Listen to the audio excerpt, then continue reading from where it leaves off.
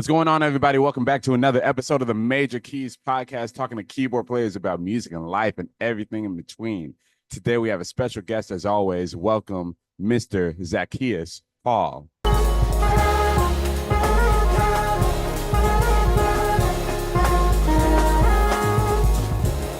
What you see is what you get. In my mind, the money spent. What's going on, bro? What's going on, y'all, man? How y'all doing? Hey, man. How are you doing, man? Man, thank you for having me, man. I'm all right, man. Man, I can't complain. So, as we're filming this, it's the end of the year. Yeah, man, just tell me. We're gonna go back to the beginning of like how you got into playing keys and all that sort of stuff. But man, just tell me what you got going on currently. Well, currently I got some couple things coming up, man. I'm out in Philadelphia right now, so on the 14th of December, I'm doing a live film score of Petey Wheatstraw, the black exploitation film. So I kind of want to do like maybe a weekly thing, kind of like different movie nights with different, black exploitation films, stuff like that would be killing. Especially in that area of Philadelphia is like it's not really much going on when it comes to that. So January 10th, of 2025, I'm dropping my instrumental album of Jazz Money. So January 10th, that's gonna be killing, man. That's pretty much it for right now. Sorry about that. Maybe I'll be doing a UK and a European run in August with Ronnie Scott's. That's gonna be cool. But yeah, man, that's all we got right now. On the grind, man. On the grind. So, let's get back to let's start from the top. How did you get started playing keys? Well, I started playing keys, grew up in church. My first instrument, I would say, was my voice. That was like, I was in the Sunbeam Choir. So one day I was like, I want to do a solo. I want to do the solo. I don't know what came over me, but I was like, I want to do the solo. And how old were you? I don't even remember how old, bro. But this is Sunbeam, so like, what age is Sunbeam Choir, nigga? That's I don't know, because a lot of people call it different things. The Sunshine Choir, the Children's Choir, Youth Choir, whatever. They call it a lot of they call it a lot of different stuff. So you were like what, maybe 6, 7, maybe? Toddlers. Yeah. Had to be toddlers. My church, but also my church was a mega church. It was one of like the first mega churches in Atlanta at the time, like during the 70s and 80s. So it's not like on some world changers, but it's, it was a big building. Yeah. And it was on TV and stuff. So I definitely didn't want to get up there. I think my nerves really kind of got me, not wanting to, I guess, do music. So I decided to sing. Man, I held a note out. I don't remember. I blacked out. And the church was shouting. So I know there was something there. And then so I started getting into, I started playing drums. My stepdad at the time, name is Darren Jennings. He's an organist. He's out of Ohio. And he started to teach me how to play piano. So he would put me on to things like the Ohio Players, all like Bernard Wright, Hubba Blobba Trippin', a lot of West Coast rap, a lot of deep cut stuff, Interesting. Ohio musicians, man, some of the best musicians out here. And they're pretty underrated when it comes to. Well, yeah, you don't hear about that super often. Yeah. Yeah. So, just growing up, he would just have me do like ear training, not so much like in the formal European centric, but like we'll be in video games, we'll be like playing different games, noticing that I hear that chord, or noticing like how beautiful the music was for the singing of that, thing. So, gotcha. And this was your stepdad that taught you. That was running you. Yeah, that was doing all this. So yeah, when did that? So that just kept on growing, and like, did you like it at first? Were you getting it at first? Like, did you kind of know what was going on? I think I definitely knew what was going on. It was like a spiritual thing because I was seeking it as well. Okay, talk to us about that. I was seeking like nice chord structures that made sense. Like I would listen to a lot of I would listen to every music. I think I grew up with every style of music. I remember the first song that I learned was Earth, Wind and Fire, Boogie Wonderland. that was the first time I ever like learned how to like sing, and I was like excited to sing that when it would come on and shit. Yeah, yeah. And so like how I just what was the question again? Sorry, I was just I'm like, getting how lost. did you like? Because sometimes we're taking like piano lessons or we're taking Yeah, music lessons and we're just kind of doing it because it's like yeah, introduced to us, but like we don't necessarily know that like we're doing it for a purpose or like we're doing it to get to a yeah. certain goal or whatever. So like, were you just doing it because it was like, oh, it was just around, or was it just like, Right. oh, like I'm really feeling this and like I see like where this is gonna go, like just the evolution of Yeah, that sort of yeah, thing. like, I think it was really a spiritual process for me. Mm-hmm. It felt very spiritual. Like I said, I was seeking, um, and like as me seeking, that just led to me wanting to get to go to any kind of music that had really nice chords in it, because I feel like there was something spiritual in that. There's like the simple shout dun dun dun dun. I was telling him, I was like, why do we do that all the time? Mm-hmm. Like, Yeah. he was like, that means something to somebody, Mm. and that blew me away. Yeah, yeah. So really just going past, oh, this is how to play the chord or this is how to play the chord Yes. structure. Really just like the What's the the why, the why yes? behind it. What's the true root of Okay, interesting. it? Got you, bro. So like when do you think you felt yourself starting to be like good? Like, oh man, I'm actually like okay at keys. And like did you ever like learn how to read sheet music, take official lessons from anyone else besides your stepdad? Um, no, I think I feel like I was deprived as a youth from that. Mm-hmm. It wasn't my community's fault, but I didn't really have those resources. Uh-huh. To be able to have a piano teacher. I will say that he was probably the best piano teacher I ever had, Yeah. but because I left with so much that really lasted on me, but down to scales and stuff. No, it's not until I got to college when I Mm-hmm. started to get into more of the technical side. Oh, my hand doesn't have to hurt after every gig. Yeah, yeah, yeah, yeah. Got You you. know, what I'm saying? Like I think it was just real. I came up with some real hood country like way of learning.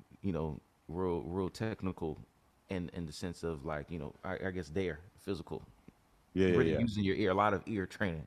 I think Mm-hmm. that's really more so what it was. Mm-hmm. So it was extremely hard to try to conform to the sheet music. We can get into it later, but I had like a little theory on it.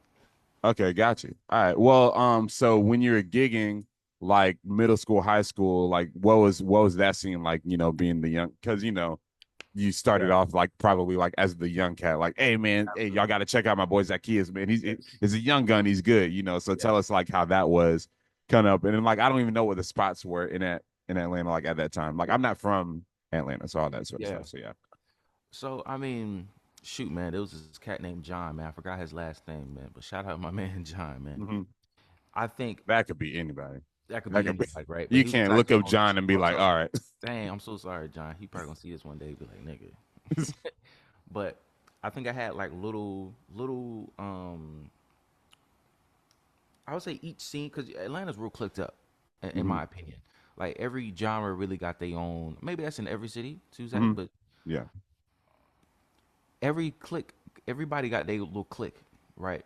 You got the Mm-hmm. gospel niggas and they got their click. Mm-hmm. Then you got the jazz niggas and they really got their click. They Mm-hmm. clicked up. Um, then you got the blues niggas and all that stuff. Mm-hmm. So I really kind of had like a mentor in like kind of each scene in a way. I Mm-hmm. don't want to say mentor, like they really weren't formally mentoring me. But I think now look back at it, like I was of course the young nigga, so they had to pick me up from my mama house. In some ways, they had to take care of me in a way because they was gonna answer for Wanda, my mom. Mm-hmm. Yeah. So um, I think that's more so how I came. And the spots back then, I don't even remember the spots, man. It'd be like stuff like random, like I remember playing at like a tomato festival, you know. Yeah, bro, and we was swinging, and at the tomato festival. Uh-huh. Um, um, I think it really wasn't spots that, at least for me, that wasn't really memorable. You Mm-hmm. know, I know that may Yeah. sound messed up, but I think other than like Churchill Ground, and I've also never even really been to Churchill Ground. Mm-hmm. I would just see it more so on the internet. But I think out of all the venues, I think the Gallery 992 might have been like the real staple. Right. of music in totality. I feel like that's the real staple of Atlanta. Does a little bit later on. Mm-hmm. There are spots, there are other cool spots like Apache and stuff, but Right. I don't really think they really personify the music as a totality like a lot of venues maybe in New York or in different cities. Uh-huh. That kind of appreciate music a little bit more. Mm-hmm. You know what I'm saying? Like Chicago.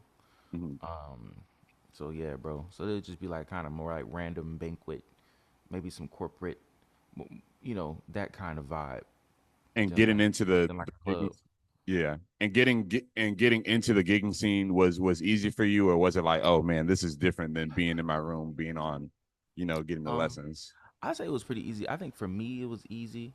I think as keyboard players we can say that. I Mhm. think we have the privilege and the honor Yeah, yeah, to, yeah, to always be able to get some kind of gig. I mean, for me, the trick that I used the Facebook.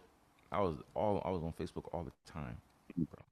All the Facebook group chats, all the Atlanta neo soul, group chat. Yeah, yeah, yeah. You know what I'm saying? Always somebody's always posting about a church gig or posting about some kind of gig. Mm-hmm. And that way it was easy, but I wasn't really seeking to be um, in that kind of line of work all the Mm-hmm. time. I kind of just took them what was fun, but once it starts getting not fun, Yeah, I try to decline or not do those things again. yeah, yeah, yeah.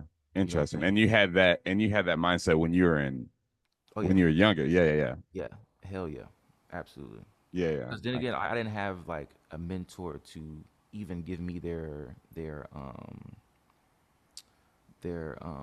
what do you call it? Their bitterness. Yeah, yeah. Because a lot of mentors, I think that's something we need to talk about. But there's a lot of mentors, a lot of older people that Mm-hmm. don't really know how to be around children or shouldn't be around children. Mm-hmm. Especially young musicians that are so easy that could get caught up into all the weird lifestyles of the music industry. You know Yeah, what I'm yeah, yeah. saying? Right. So I didn't have nobody to be bitter or to tell me what was right or wrong. I just was like, I guess I just on some hood shit. Like, nah, bro, I ain't doing that shit. Da da da, or I'm doing that shit. Da da da. Yeah, yeah, yeah, yeah. Like, Like figuring it out as you go. always, yeah, Yeah, yeah, yeah. yeah. Now that's interesting though. That's interesting. So yeah, so tell me about the pivot going to college. Like where did you go, and then tell me how what that was like, because I guess like at one point you were like, "Oh, I'm going to do music for real." Or was that a point? I So, think from the beginning, I already knew that I was gonna do this shit for real. mhm. Um, from especially from high school, Mhm. I guess I could consider myself like a professional musician, but Yeah. I wasn't like yeah, I'm a professional musician. Like it wasn't on my Instagram or anything like that. Yeah, yeah, yeah. Like it wasn't like in my resume like I'm a professional musician. I just tell them what I do and the things that I've done, and that's kind of just it. Yeah. But yeah, from there I would say that I'm a recording artist because that's what I really wanted to do Mhm. is to be a producer and to make music as the Mhm. totality. So I went to Mount Zion High School, that later changed into Martha Ellis Stillwell School of the Arts. Now this was like a situation where it was a magnet school, and they branched off and made like they had got the budget to make a brand new school with like brand new equipment. All the stuff that you really don't really see in the black community all the time. So this was like kind of like a life changing thing going to being able to have access to things. I feel like I had like college level access from high school. Mhm. I think that's a good way to say it. And so then how I got to college was I had some friends from my school that were from Puerto Rico. They're Mhm. from an area called Jalco. Okay. Um, they ended up becoming real close. Got them a job at my church. I would play a lot at their church on Sundays too. So we ended up kind of just having like a nice cultural exchange. Mhm. And I ended up moving to Puerto Rico Oh, to, okay. to school in Puerto Rico. So I went to the Conservatory of Music in Puerto Rico, and I was there for about 5 years. Oh, wow. hmm Big culture shock. Bro, it was a huge culture shock because I think for me, I learned that there are different cultures there, Mhm. first of all, and also there's a lot of black people there, Mhm. like our skin color darker than us that were from the Atlantic slave trade. So I Mhm. really started learning about the Atlantic slave trade extremely. I didn't know much about the legislature from school. I don't feel like they really really dove deep into that. Even though I feel like I was always blackity black man, right? Because Mm-hmm. I'm from Atlanta. It's the Wakanda, right? Yeah, yeah. So in that, I've always had that spirit, all that Killer Mike spirit Mm-hmm. from growing up. But learning about, okay, there are other, like, you know, countries that have the same population in a way. It's kind of like we're like the same, but we all just speak different languages. Mm-hmm. If we all put ourselves as one human instead of breaking us up into nationalities all the time to always divide. Right, right. Like, oh, we're the same people, and it's the same kind of thing that's happening here that it is in the States. It look differently and it's a different language. Mm-hmm. But I started learning a lot about that and the music that we have. Mm. You know, Gotcha, bro. Interesting, interesting. So yeah, so the Puerto Rico thing, that was college. Or that was or no or that was that high was school. college. That was end of high school. End of So high school. End of high school. right after high school, 2 months later, moved to Puerto Rico. Okay, got you.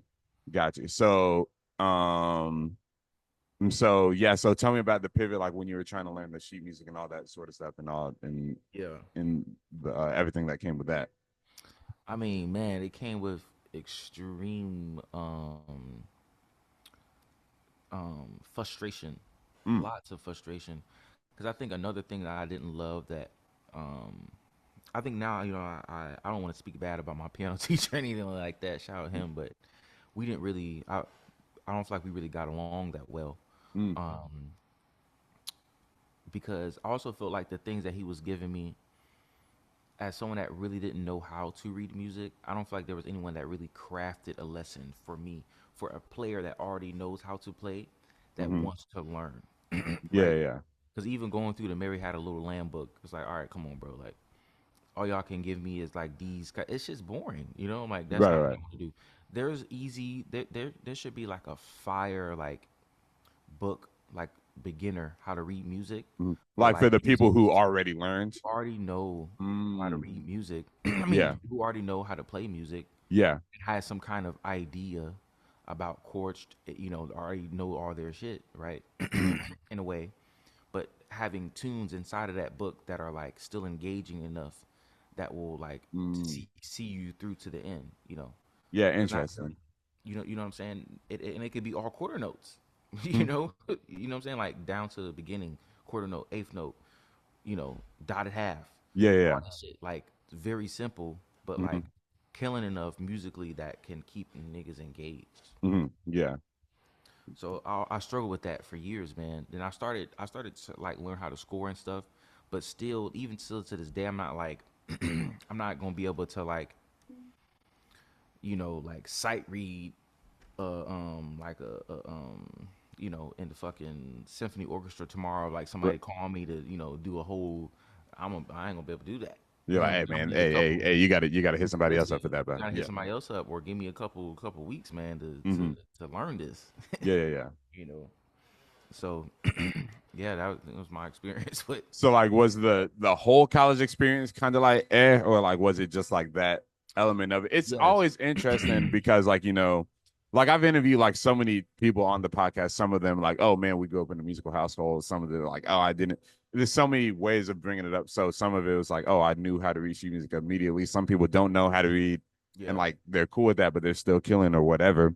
And I don't think it necessarily being able to do one thing. I mean, like, of course, knowing how to read sheet music makes you Absolutely. more adaptable to certain situations, but it's not the end all. It's shit. No, it saved time, bro. Oh yeah, yeah. It's not. But Really. I'm saying, like, some people are of the mindset, oh, if you don't know how to do this, then you ain't a real musician. And I'm like, it's not the end all be all to good musicianship, all that sort of stuff. So yeah, but no, it's interesting to hear the perspective of like, what, like you were kind of in a way kind of guiding your own path Yeah. and figuring it out that way, and instead of like the traditional, oh, this person would sit here for me, this person would sit here for me. It's interesting. I just like to hear the different perspectives, which is why we have the Major Yeah. Keyz podcast. But yeah, man, so tell me about the college experience, like where it was, all that sort of stuff, culture differences, just anything, just the pivot.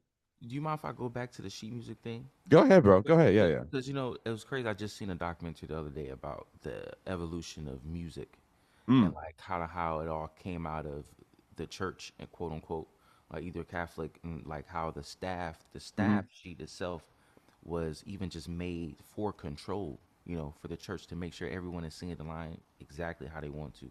Almost, mm, and it's almost kind of evil in a way, in the sense of control. And I think for me, like kind of learning and stuff, I always kind of had some kind of rebellious spirit towards the staff of paper mm-hmm. for some reason. Um, I didn't want to learn it or anything. Even now, I'm like much better now today than I was in college. Because in college, man, I didn't know shit. So now I'm at least I can read a chart, play some lines, da da da, But yeah, there was something spiritual there about the staff paper and the sense of control in a way. You know what I'm saying? Yeah, gotcha, bro. Gotcha. I was like, that's interesting. I was just like, what was it? What was this documentary though? I seen it to you, but it's like the history of music. Okay, gotcha. It's on YouTube. It's on YouTube. Yeah, you can just type it in. Text it to me. Yeah, yeah, yeah, Yeah, I'll send it to you. It's like an hour or so long, but for it's sure. cool. But yeah, man. But yeah, so like what all did they have you doing in college? Because every kind of program is a little bit different. So it was like in Puerto Rico. It's interesting because they have like a different kind of way of doing things. Mm-hmm. Like even like how they read is a little different than how we do in the states. Not Mm-hmm. that much different, but they start everything in do. It don't matter what you're singing. Everything is going to be do. Mm-hmm. Now, instead of saying do re mi fa sol la ti do, they do si do. So it's like a different pronunciation for the Mm-hmm. C. It's T. So T is C. Mm-hmm. So it was like little things like that I noticed, but I had like a solfeo class, the solfege, and we'll just kind of just yeah, we had a solfege book, Mm-hmm. and we'll just kind of go through there, like where's do, where's re, where's Mm-hmm. where's T. Um, then I had like a combo class of Mm-hmm. like mixed, but the thing is that really much pretty much love my experience there was because I was more interested in learning like the Afro Caribbean music more so Mm-hmm. than like straight ahead jazz. They were like a jazz program, so they really wanted to. They was on some straight ahead shit, but it was Mm-hmm. like on some like European straight ahead shit. I'm like, bro, I don't need to be here, bro, to be learning no straight head. You Mm-hmm. know what I'm saying? Especially from y'all. Like, I just go to Texas.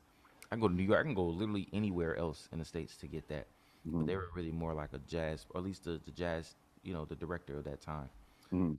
It was definitely forward in that, but they had a lot of Latin stuff and incorporated. But it was still like a narrow view too, in my perspective. Now I'm thinking about it, it was mostly like like salsa studying, more so salsa, bomba y plana here and there, like the traditional rhythms there. Mm-hmm. I would have loved like some steel pan. Yeah. Later on, I got into honestly, man, I really just had to like turn to my education to the streets. Mm-hmm. Really, like I was at every jam session. I was at everything. I started making my own jam session and kind of cultivating culture and a community there. Oh man. And it's called the situation was called the Hang. So I Yeah. had it at this place every week, 2 nights out of a month, midnight shows.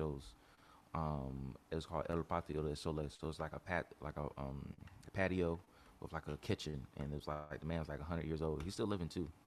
And he's Nice. the first person that really took a chance on me to do an event there. Start getting traction, start packing out the place, start getting like sponsors and stuff from alcohol companies. So I really like learned a lot of my stuff just like scouting venues, right? Because I'm Mm-hmm. like an event planner at heart. Like I was before I left, I was planning like festivals and stuff. So I Interesting. got in Yeah. touch Okay. with music in the park. I've been working with music in the park for years since I was in high school. Mm-hmm. Was helping putting flyers around and doing every role, possible, stage managing, even finding acts, all that. So going down there and like being able to study Brazilian music and really like learning about Brazilian music seriously, Mm-hmm. and like being there helped me tap into like kind of like the world of music scene. Gotcha, If, bro. if I could, yeah, I think that makes sense. That's interesting. Yeah. So more of your stuff was it ended up being outside of the classroom rather than inside. outside of the classroom. Yeah. Which is kind of I hear that happens a lot depending on like because you need I would say it's beneficial to have both because like you can get the technical side from the classroom, but like then when you go outside, that's like okay, how do you use what you learned in the Yeah. classroom, essentially. Right. So And I not think for me, the thing that I guess that I judged my school off of that time was not cultivating that experience on the campus. hmm There was enough resources and stages to be able to cultivate that kind of thing there as well. hmm You know what I'm saying? But gotcha. I guess that was a critique that I had, and I was rebellious as well. Yeah, So I yeah. ended up leaving that school and going to another school, Oh, okay. Intermetro, which is in Coupe. Um, Okay. and was it Coupe? No, I don't think it was in Coupe. Sorry, it's still the San Juan area. hmm But yeah, man. And also there, I learned about the different. I was like in different combos, kind of a little bit more on the traditional side of the music, hmm of their music, which was beautiful because I started arranging and writing in that style, Yeah. which is called bomba, which is African, West African. hmm And I feel like a lot of people in the Caribbean have their own variation of the same rhythms. Um, so it was really cool to see that style and like how they make their instrument. And yeah, man. Got you. Cool, bro. So then you move back to the States once you graduate. Nah, I never graduated. I Oh, ended okay. because there was a hurricane there called Maria. Oh. So when Maria was there, hmm we had no lights, no power, all that hmm stuff. So the school I ended up switching. It was like they still wanted to do final exams and stuff, and it's like not me from being not from there and stuff. I needed to go back home, so I ended up coming back home for a couple months. Then I ended up moving back out there to study at Intermetro. Okay. But there as well, I never finished there, so I ended up just moving back. It was just time for me to come back because Gotcha. COVID started. Oh yeah, yeah, yeah. When COVID, it was just like we was locked down, bro. We was in the house all day. You couldn't come hmm outside, like you couldn't really do nothing. Like all stores closed. It Yeah. was a real lockdown for that whole year, bro. Like I know a lot of cities here that didn't really go through that, Yeah. but that isolation was crazy. So it was Yeah. just Yeah. time to leave. Gotcha. And so did you what do you think you kind of discovered musically at that time during the isolation? I mean, like cuz you're coming off of the experience in Puerto Rico and all that sort of stuff. Yeah, And like I know everyone during lockdown, a lot of musicians like they're even like probably starting to work on projects or either that like we're just watching concerts all day. I was watching concerts all day. I was watching concerts and live streams and documentaries and all that sort of stuff.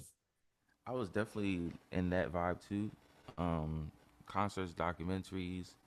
I shoot anime.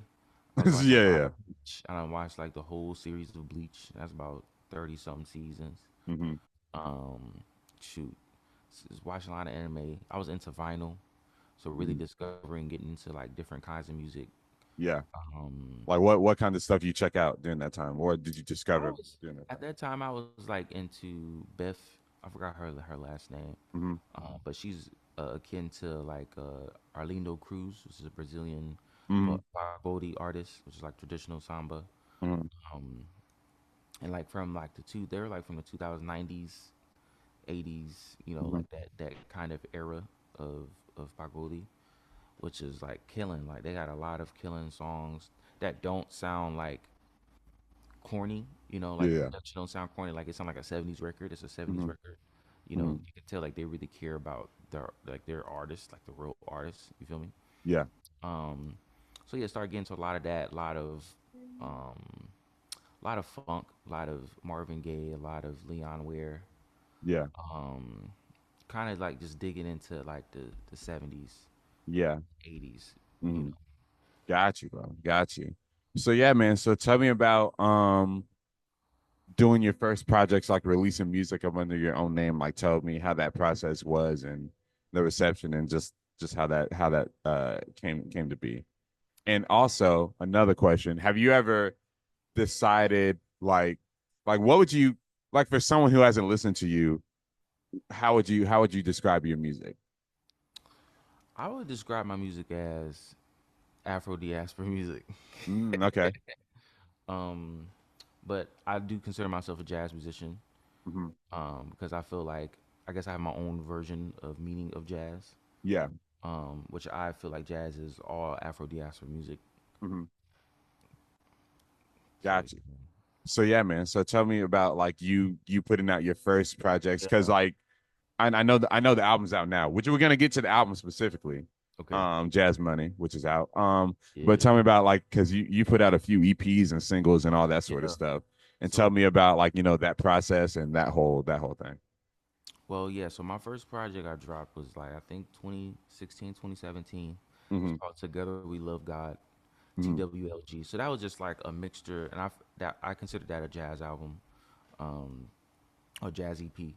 It Mm-hmm. was basically like 4 to 5 songs with all different styles, rhythms, Mm-hmm. um, but in I guess in my arrangement, how I would play them. Mm-hmm. Um, it's all written, by me and all that stuff, things like that.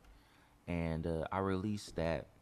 I printed some CDs, and I Mm-hmm. really kind of made a rollout. Like I wanted this to be like I wanted to feel like I was releasing something, like I was Yeah, releasing yeah. a product.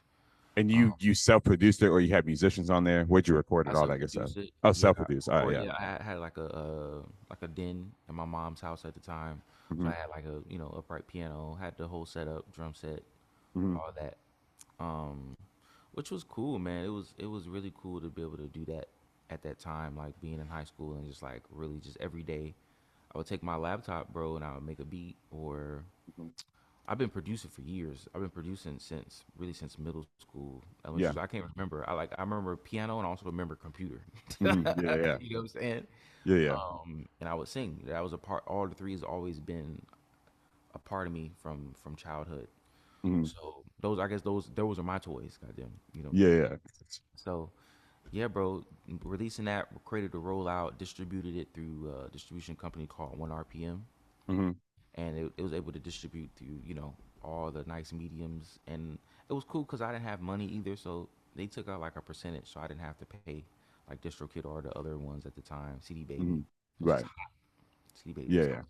So Got you. And so, what all did you learn through that process? Everyone learns a lot, like through their first yeah, album, their first EP, and all that sort of stuff.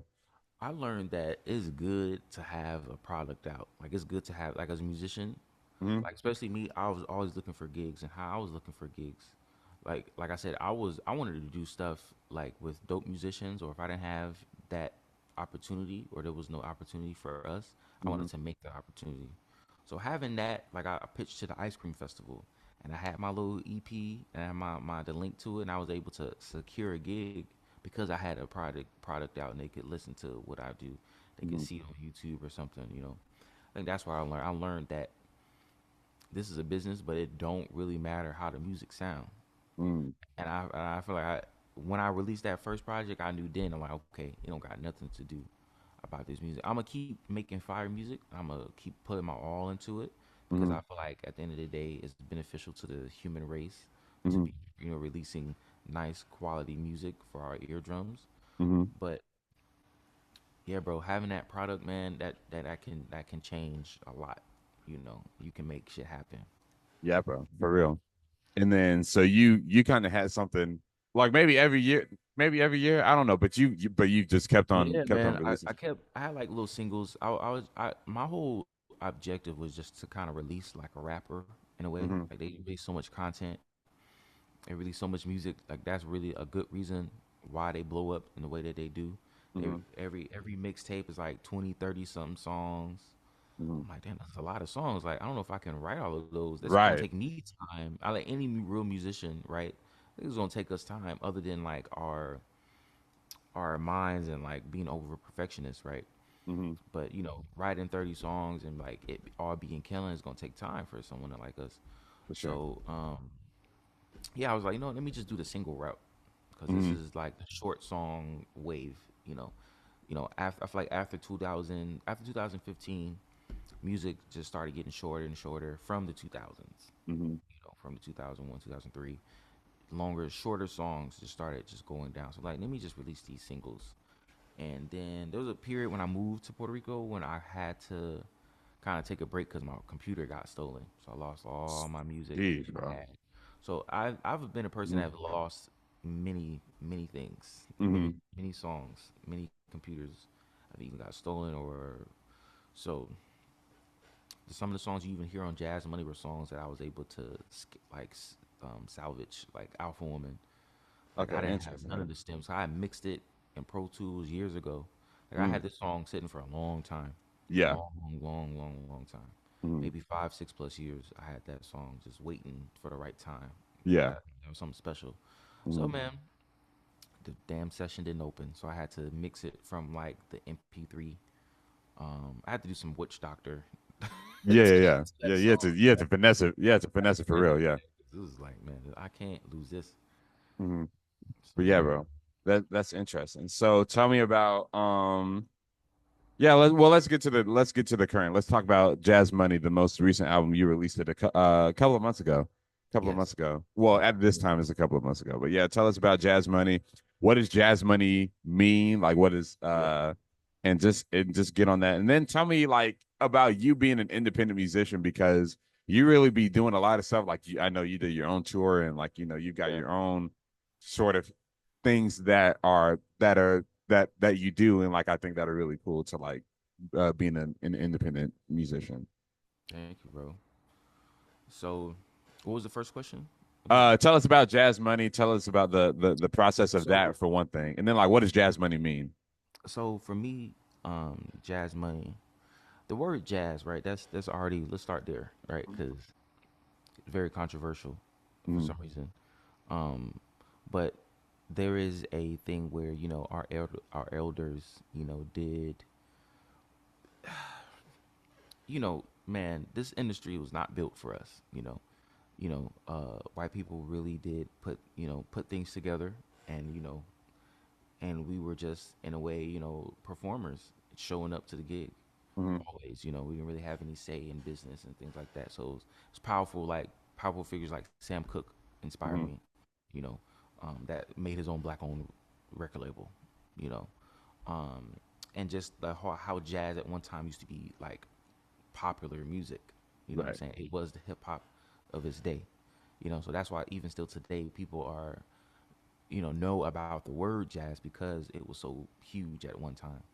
But now when you look at the climate of jazz, it's very white, Mm, predominant, as you can see in other genres like reggaeton, where there's a lot of European, Eurocentric. A lot of the European Puerto Ricans. mm, You don't really see dark skinned folk like that no more. And that's what usually happens with our art forms. We make some shit, and then we just gonna just let them have it, and we gonna create some other fire shit. mm, And it's like I feel like it's just a repeating of things. So I'm very down for Black American music. mm, Bam. But honestly, if we're not gonna be making no festivals, I think we need to be doing that. Bam festivals, blah blah blah. I think we need to mm, like advertise that word so the youngins can get adapted to that word. But also, it's just like I want to reclaim jazz too. Like mm, nigga, don't get it messed up. This is some black stuff. mm, And I think in a way, I think you asked me earlier like what kind of genre, like what would I categorize that? I think I would want to kind of be categorized almost as a second line artist, even though mm, I'm not okay. from, I'm from Atlanta, but I want to do second line in another kind of way, Mm-hmm. and by still respecting my ancestors. New Orleans are our ancestors, you Mm, know, like that is African American music at its finest through Congo Square. But I think like I really want to reclaim that word and bring it back to mainstream in a way, and mm, do it where it don't feel like, oh, it's corny or like you kind of feel a difference. Like I want to be able to make you dance and switch between all the black styles real fast, and you're still dancing, you mm, know, without it being like a sitting down and watching and kind of thing. So jazz money, the term together kind of was like back in the night. The whole name was really '90s jazz money. mm. I feel like in the '90s, that's when a lot of jazz musicians were getting money. Like Sure. that's when the money was really hitting. Back in Mm, the day too, like Duke Ellington, of course, yeah. all the things, but Miles, the '90s Miles, you know what I'm saying? '90s Dizzy Gillespie, Mm, you feel me? Like all Terry Lynn Carrington, you feel me? mm, Like Diane Reeves, like Jazz Money, you feel me? Like on some, yeah. but Yeah. also another another side of that because it's like three sides to the coin, which is also like another keyword to hood rich, where like ain't really no money in jazz though, on some on some real shit too. Mm. Like ain't really no money in jazz, so it's kind of like on some hood rich shit. Interesting. Got you, bro. But yeah, man. So what was the process like making the album? I know you said like you got some tracks that were from years ago. Yes, yes. I mean, let's see if I can pull up the track list. I would go down the line for you, but I think yeah, like Alpha Woman. Mm-hmm. Um, those are like that was like an older track. And let me see, Save the Children. That's actually a I have a song called but you know I ain't gonna announce it. I'm gonna release it soon. So Okay. All right. All right. All right. so, but the whole track is that I just kind of sampled that section of the song, Okay. then put the rumba because what happened there is that I recorded this at a studio. Shout out to San Juan Sound in Puerto Rico. Mm-hmm. A big part of that album was recorded in Puerto Rico. Okay. Nice. The basis of it Mm-hmm. years ago recorded a bunch of songs like you know he just his name is Matthew Burr. He Mm-hmm. really like blessed me so much by letting me have access to his space and like Mm-hmm. creating in the way that I was able to. So yeah, so we recorded all the Roomba parts there live with actual musicians, close Mm-hmm. friends of mine. Tommy Boris is the one on like the main conga, um, and the Chekere Mio Soti, um, and Ismael Rivera. I think we had to because quads, you know, the sticks, Yeah. Yeah. they're called quads. It's like the sticks, like drumsticks, basically, but they're like a different kind of sticks. They had to use an alfaya from Brazil to recreate that moment. It was still like even that was like kind of like a hood like kind of setup how we created the Mm-hmm. rumba rhythm, Mm-hmm. but I think it's still like really good and still authentic. Um, and so um, yeah, and also Dirty Red, man. Dirty Red is about my granddad. Mm-hmm. So he's from here. He's from Atlanta, Georgia. It's about a story of him getting in a fight at Piedmont Park, not at Pittman, at Pittman Park. Okay. And yeah, that was like a last minute addition to Jazz Mix. I had to cut a track off due to clearancing of samples. So Mm, yeah. Yeah. yeah, man. But I got you. Yeah, man. Tell me about Banana Laffy Taffy because like that's the Yeah, single that you're like really pushing, and I'm yeah. just like I don't like banana flavor stuff. I'm like I love the song though. I love the song. I'm just like, but like I'm like tell me about that the name of the song and like Well, like the meaning behind that song. well, I mean, like I have other songs like Hot Fries and Mhm, yeah. stuff like that. I love, like when I was a kid, I loved junk food, right? Yeah. But it was certain. It wasn't like all junk food. You feel me? It was like hot fries, Laffy Taffies. The Laffy Taffy, the banana one was actually the one that I would least pick up, Right. right? So the song is about being an underdog. So Mm, for me, the underdog, what represents that well, and I think in the hood context is banana Laffy Taffy. mhm, Because you gonna eat the grape one first. mhm, You gonna have the straw. You gonna have the red. You gonna have you get down to the banana. Then it's at the end. But then you're like, you know what? I'm glad I had it. Because it's better than not having none at all. mm. Got you. So Got you. Got you. so that melody was in my mind for a while. Mhm, And it was one of them things like, you know what? I need to record it, but my phone was dead at the time. I don't remember where I was in the world. I'm sure I was traveling somewhere. I was like, all right, if it's really a hit in my mind, I will remember it. mm. So I just let it go. Then it came Oof. back. But then the transition, the E flat went, that transition came. I was like, oh, that finishes the first part because I remembered it. So I was like, all Mhm, right, yeah. So I need to make this. I need to make this a thing. Wasn't able to get in the studio right away to record it, so I had like some chords on my did on my laptop. Met up with my boy Morgan Guerin. He's another cat from Atlanta, but born in mhm. New Orleans. So a funny story is that I didn't know that second line. I didn't really know the term second line. Yeah. Um, I didn't really have any family from New Orleans. Mhm, All my people from Georgia, Statham, Georgia, Atlanta, Georgia, all over Georgia. So rural South. But like I knew second line as Dixieland, okay. and any. anybody that knows history and stuff, we could just tell how sad that is. Hmm. As you know, this is our history, this is our culture. Hmm. That I didn't know the proper terms, and that these terms were from the racist Dixiecrats, Hmm. you know, and then others, they took our shit and renamed it something else, Right. you know, which is what, you know. So he was the perfect person to like have. So I just played keys, Rhodes, key bass, Hmm. and had Morgan. So I had like the song is like in between the bass parts is about four bass parts. There's an upright part which Morgan is playing. It's an Hmm. 808 which I'm playing. There's a key bass which I'm playing. Then there's like a Fender P bass which Morgan is playing. So Interesting. Okay. it's like a couple of bass parts. Drums is me, it's him. Hmm. And tambourine had my mom play tambourine, Hmm. and Larissa Jones played tambourine. Okay. And then it's me. Then it's Melanie Charles on the chorus Yeah. on top of my voice. Then yeah, then it's like my basically my poem of the underdog. Hmm. I got you, bro. That's really cool. Yeah. That's really cool. Yeah, because I was like, why is he calling it that? That's but yeah, no, that makes a lot of sense, bro. Yeah, bro. So yeah, man. Yeah, y'all go check that out, Jazz Money. We're gonna do the official plugs and all that sort of stuff. But no, a couple of questions I ask everybody.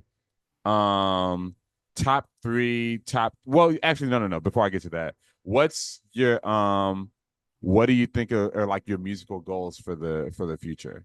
What do you see yourself doing? What do you Um, you know that sort of thing?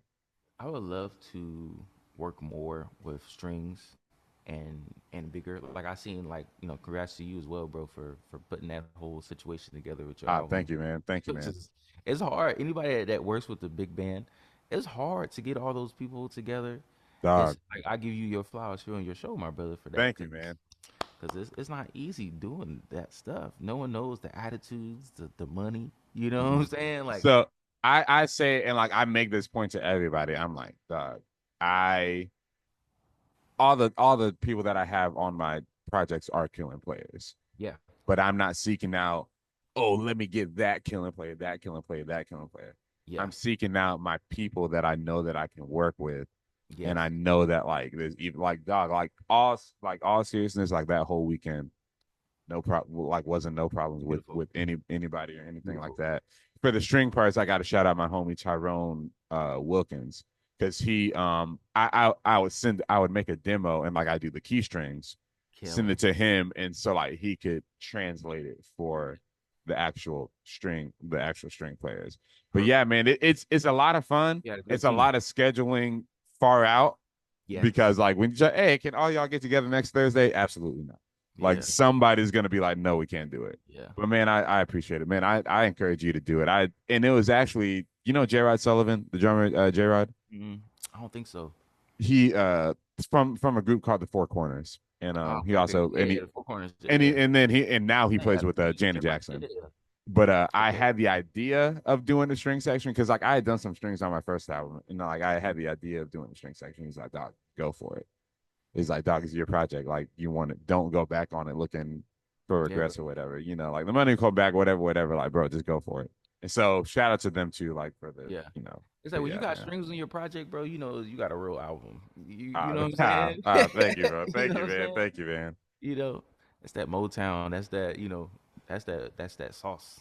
Yeah, thank you, bro. So You yeah, know. so you want to do some more stuff with strings, More and then like stuff what with else? Yeah, strings and yeah, just big bands in general. Like I would yeah. love. I've been working a lot more now with tap dancers, but when the Mm, budget presents, man, I would love to have like a dance like team with me every time, like calling a that'll be jazz that's dancer. interesting.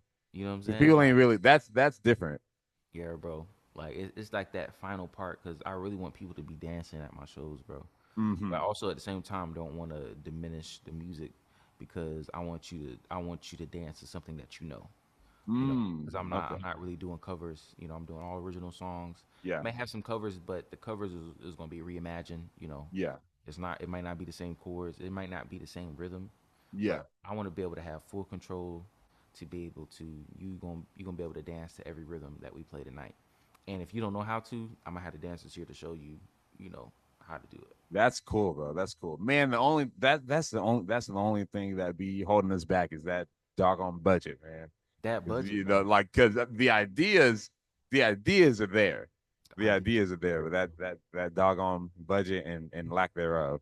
But you know, it also just makes us become creative with what we do yeah, have what you got? Yeah. too. And then, you know, hopefully you have some friends that like, hey, let me just explain this to you before you ask how much I pay. Like, let me just explain what I'm trying to do and like, you know, all that sort of stuff.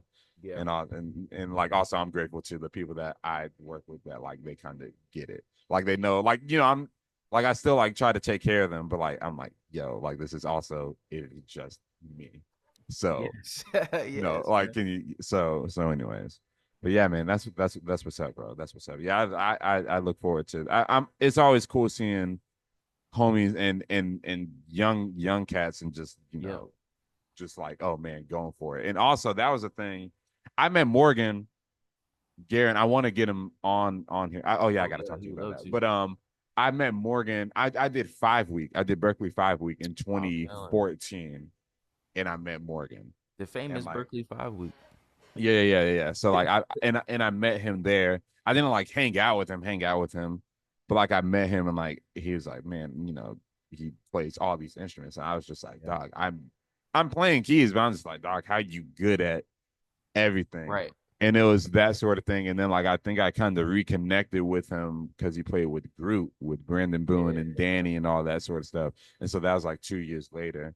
And but dog, just just Shout out. watching him do his thing. It's just like, you know, so it's it was so cool to me. But yeah, man. But Yeah, nah, man. more but nah, that sort of stuff. That's super cool. There's so many possibilities like with music and like what to do and all that sort of stuff, you know.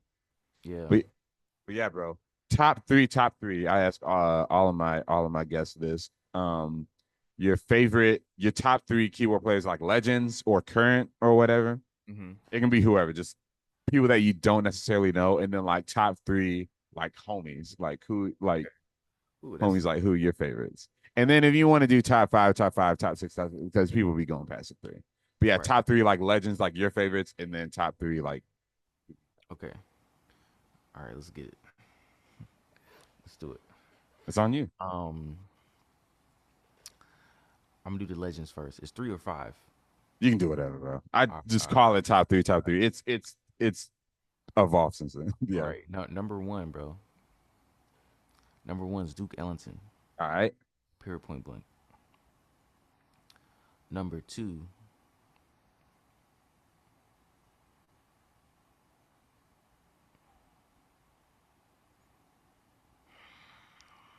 It doesn't have to be in order. You can just start calling them out. You don't Okay. have to put them All in right. order Okay. to All so right. you ain't got it. No All pressure. right. No pressure. Right. But Duke Ellington number one though.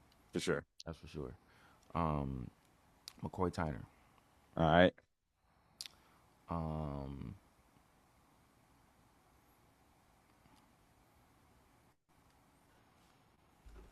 I'm gonna have to say.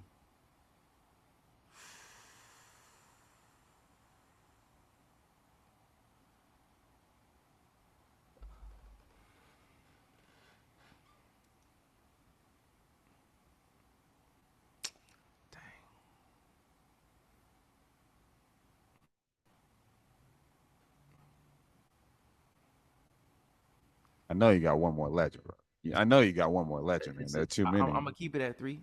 I'm trying to see who I'm gonna put it at 3 spot. Uh-huh. If you got to do four, man, you do it. Don't Okay. don't stress yourself. 4. Or they can be tied for three. Don't stress yourself. Shirley Scott. That is a name that I've actually never heard before in my life. Shirley Scott. She looked Shirley just like Shirley Scott. Caesar. Yes, Oh, okay. Shirley Scott. Um. Okay. All right. Cool. So And top three, like you know, your homies. all right, top 3 homies. Or people that like you can be like, hey, I know this Oh, person, like he's in the scene now, but he ain't like or she all right. Well, isn't like I gotta put Zach Wilson as number 1. man, appreciate it, bro. Um, Kenny Banks Jr. For sure. Not in order though, y'all. Come on, man. And let me see, man. Julius Rodriguez, love Julius. I just saw Julius a couple of weeks ago. He came here. Shit, let me see, man. Oh man, my boy, Jahari. Jahari Stampley. Yeah, Jahari. Um, Theo Abelard. Okay, I don't know who that is. Theo Sounds good. Abelard Yeah. he out of Canada. Okay. Killing dude at Theo Abelard. This cat named Dexter. He plays he in the New York jazz scene. Forgot his last name, but his name is Dexter. Mhm. Light skinned cat. Um, Gotcha. Miles Lennox. Okay. And last time I put my boy Will Hill. Will Okay. Hill. Got you. Out of Cool, Chicago. bro. Got you, Yeah. man. Appreciate you putting me on it. Or maybe you were talking about the football player Zach Wilson. I don't know. But not. No, I've met a few of those cats, and like a few of Yeah. them are killing. Yeah, bro. Dog. Actually, Kenny Banks. I don't go to 10 ATL a lot, but like I went one night, and me and Kenny Banks is like the homie. I think he'll be on the season. I think he'll be on the Bro, season absolutely, too. bro. But Gotta get him on. we showed up and we were wearing the same thing. We were both wearing. I was just like, dog. I was just like, we just because I was talking to him like the week before, and like we were both wearing khaki and green and like black chucks. We literally had on this. I'm gonna send you the picture. I was just like, dog. Like, how do we? Like, how do we do that? But bro, give me. I'm gonna text you the picture. Um, what's the worst thing to happen to you on a gig or your worst gig? Worst thing? Oof. Either the worst thing that happened to you on a gig or like just the worst gig in general. Man, I can't remember the worst gig because I try to remove those memories. Um, Just give me a gig horror story. I think a gig horror story for me is playing and your keyboard stand falling apart. Woo, that's happened to you? Yes, many times. And the keyboard heavy. I think that's the worst one. That's rough. And you standing up or you sitting down? You know you should stand up. Both. It's happened both. Stand up and sitting down. That's stand rough. up was worse because it had a second tier. So it was yeah, two boards. Yeah, bro. Yeah, I think that's the and it What keyboards were on there? Luckily they weren't mine. It was like the rental company or something. I'm like, that ain't happened with my keyboard this weekend, right? Hell I ain't gonna open it and be like, hey. No, absolutely not. Yeah. But at that time with the two-stick, nothing broke though. But it just like hit me in the foot. You feel me? It was like a heavier board. I think one of the motifs. So, the motifs ain't light. Yeah, the motifs ain't light. The silver old school 80s. Those are not light. You know what I'm saying? Those are not light. Light case. No, sir. Niggas don't know about that. Ah, man. That's rough, man. Give me your this is the question I ask everybody. Give me your super group. So now we got here's where you use your imagination. We got unlimited budget, right? You can build a super group with like whatever, like a rhythm section. You can do horns if you want to. Yeah. You can really do whatever, but like at least a rhythm section and a vocalist. You can pull musicians from any genre, any clique, any sort of any vibe, whatever. Unlimited budget. This is like for a party or like it can be for a concert, whatever. Set the scene. And the only thing is they just have to be alive. They just have to be alive. Okay. So like the thing is this could maybe one day happen. Right. And so so like who's on keys, bass, drums, at least keys, bass, drums, and then like who's the front vocalist or front group. So yeah. Okay. And this ain't anybody. This ain't got to be cats. It can be whatever. Keyz. Whew. Actually, let me start with the horn section. All right, cool. Go ahead. Go ahead. Definitely would have the whole wolf pack. The whole wolf pack. Kebby Williams and them. Yep, Kebby Williams. I have Kebby be the fucking horn section leader. Yeah. Definitely got to have Morgan in there. I would love to have some OGs like Marshall Allen of Sun Ra. This is still in the horns. This is still horns. Still horns. Yeah.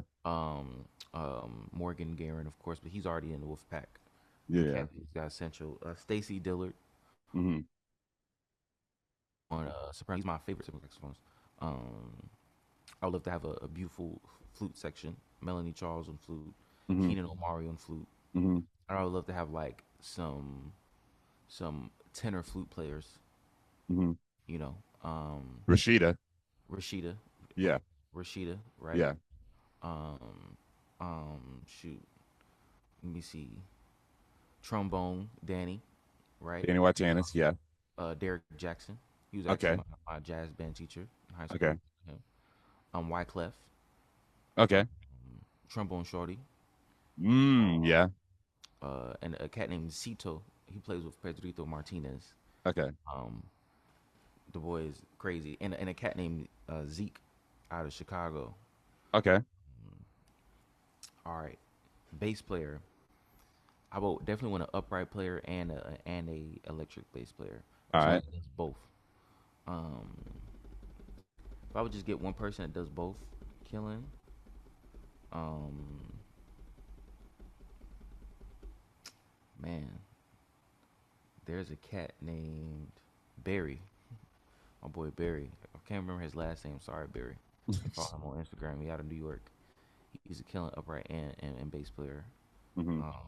Of course, if I had choice of one upright and one bass player, I would do Thundercat on electric bass. All right. Upright, um, I can't. Maybe McBride, Okay. just for the heck of it. Okay. Organist. There's an organist. His name is my favorite organist. His name is Eric Wheeler. Okay. He actually played at Music in the Park last year, but I knew him from the church scene. From church Okay. scene, like growing up, you know, him or my the person that taught me, Darren Jennings. I would probably have him on Oregon. Yeah. I would rather probably just sing. Okay. I would probably just rather just sing. Mm-hmm. And I don't know who on piano, man. Somebody on piano, maybe either you or Kenny Banks. Kenny Banks. I'll just watch. This I'll nigga. just watch. I'm just happy to be there. Then I would love to have like a choir. Shoot, maybe even Sunday service choir. 'Cause they Ooh. already- I'm actually in the middle of watching this Jason White interview on Jam Card. Yeah. I'm only 20 minutes in, bro. You gotta watch it. Yeah. You gotta watch it. I'm sending it to you. I've seen like little clips, the YouTube shorts. But Yeah. But dog, I'm only 20 minutes in, bro. But dog, it's like dog is great. I'd love to get him on here one day. I got to figure out how to You contact can him. make it happen. Yeah, for sure. But man, that's a show. That's a show. Then I can't forget the dancers. Oh I'll yeah. have, like, Go ahead. Then the percussionists, I'll have like percussionists of all, like you got to be able to play every Afro diaspora thing. I would probably make like a rhythm book and have like a rhythm book of all the Puerto Rico, Brazil, each of the authentic, Mm-hmm. and you got to be able to play these different instruments. So who I would have on there, I would definitely I'll have Lil Jon. Yeah. I'll have one of my homies. His name is Austin Marlowe. He played with this group out in Philadelphia called Snack Time. Mm-hmm. They're killing. He's one of my favorite like young niggas swinging. Mm-hmm. Michael O'Day, as a New York. He played with Kenny Garrett. Yeah. One of my good homies. Then I'll have like maybe 4 or 5 percussionists from Puerto Rico. Because I know the thing about Puerto Rico, bro, the musicians, they know all their styles Yeah. authentically. Probably have like this cat named Al Maudi. Okay. I'll probably just have him collect like a bunch of musicians. And one of my former managers, Ismail Cancel. Okay. Probably just have them, bro, and this cat named Coco, he plays poundado really well. That pretty much makes the whole samba rhythm. You gotta have a poundado. It's their tambourine of the country. So like every black city got their own tambourine, and it's like killing. You know. Got you. That's a show. That's dank. And then you say you got dancers too. Yeah, I have dancers. Yes. Man. Gotta Woo. have dancers. Woo. So yeah, man. Got you, bro. Got you. In the string section, I'll just let Miguel Atwood Ferguson. Just have him direct the strings. Yeah. Yeah. I'm trying to think what stage is this on. This is probably the biggest show. This would be like outside. This is the biggest show that we've had on the thing, because it started off like, okay, all right, this person on keys, bass, drums, and then the singer, and that's it. But I'm like, man, you went. Probably thinking about this all the time, so you got Yeah. I was like, you went out there. But it is cool that like you chose. It is mostly cats that you know too. Yep. Yeah, like you didn't, But it's just interesting how people interpret the question because some people are like, oh man, let me get Larnell. This is me. I'm like, give me Larnell, give me Thaddeus Tribbett, give me you know, like I would pull, you know, Right. but there's so many different directions that you can go with the question, you know what I'm saying?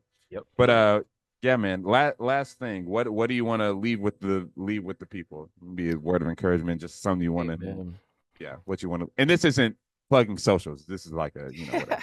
Yeah. I mean, what I'll say, man, just try to be the best person that you can be. If you're a musician or an artist, anything that you do it at your fullest. And when you do it at your fullest, you will be fulfilled. That's the word for the day. That's it. That's it. Short and sweet. All right, man. Give them your socials, where you can find them at, what you got, you know, your latest release, all that good stuff. I just released my album, Jazz Money, out in June. Y'all follow me at What's Good Zach. Y'all can follow me on. Also, go to my website, www.whatsgoodZach.com. I have all my music, all my tour dates. Everything is, you know, up to date. It was designed by me as well, so show me some love. And yeah, man, TikTok at What's Good Zach. Everything at What's Good Zach, man. So yeah, hit me up. For sure, man. Appreciate you being on. Y'all follow him. Zacchae'us Paul. Go get Jazz Money. He's got vinyl as well. All that good and cassettes. Yeah. But yeah, man, appreciate you for being on the podcast. Y'all keep pressing on, and we'll see y'all next time. Thank you, Zach.